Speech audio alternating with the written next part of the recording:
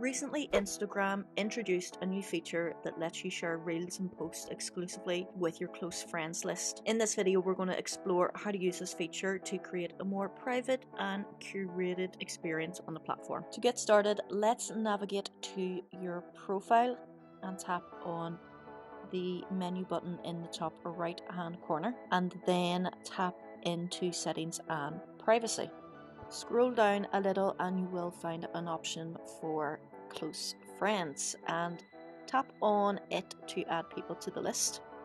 You can search for friends or manually select them from your followers. Once that's done, now we can share a post or a reel, and you will notice a new option called close friends among the sharing settings. So I'm going to create a post, and you will see then the option for audience, and it does say new beside it, so you can tap on that and then tap on close friends.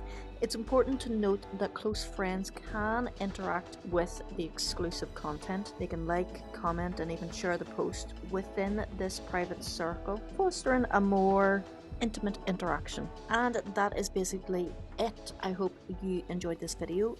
Thank you for watching. Until next time, peace.